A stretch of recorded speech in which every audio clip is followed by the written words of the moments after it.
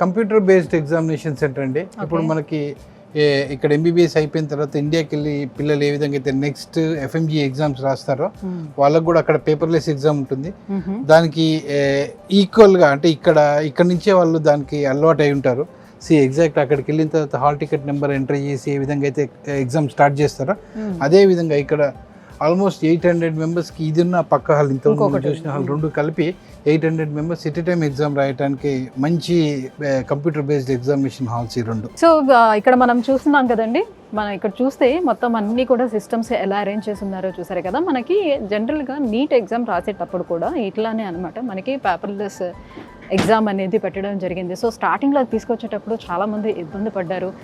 So ఇప్పటికీ కూడా still ఈ కంప్యూటర్ బేస్డ్ ఎగ్జామ్స్ రాసేటప్పుడు కూడా వాళ్ళందరూ కూడా ఈ ఆప్షనల్ వైజ్గా మనం సెలెక్ట్ చేసుకోవడం కావచ్చు, లేకపోతే ఇది సరిగ్గా మాకు టైం సరిపోవటం లేదు అని కంప్లైంట్స్ కానీ చాలా మనం చూస్తూ వచ్చాం.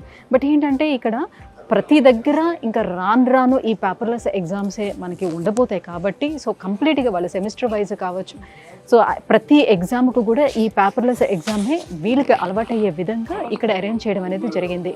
మనం చూస్తున్నాం కదా. సో మనం ఎక్కడ వీళ్ళు రాస్తున్నారు అండ్ వాళ్ళ హాల్ టికెట్ నెంబర్స్ కావచ్చు, సో ఎన్ని మినిట్స్ వీళ్ళకి ఉంటుంది టైం, ఎంతసేపట్లోనే ఈ ఎగ్జామ్ని ఫినిష్ చేయాలి, ఇవన్నీ కూడా ఇక్కడ ఇవ్వడం జరిగింది.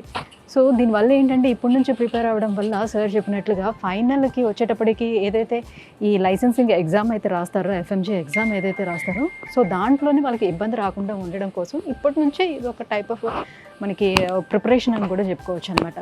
సో ఇంతకు ముందు కూడా చెప్పాను నేను, క్లాస్ రూమ్స్ చూపించేటప్పుడు కూడా వాళ్ళు మొత్తం స్మార్ట్ క్లాస్ రూమ్స్ ఎట్లాగా ఇక్కడ ఉన్నాయి, అట్ ద సేమ్ టైం ఈ టెక్నాలజీని ఏ రకంగా యూస్ చేస్తున్నారని చెప్పాను కదా, దానికి ఒక ఉదాహరణ ఇదని కూడా మనం చెప్పచ్చు.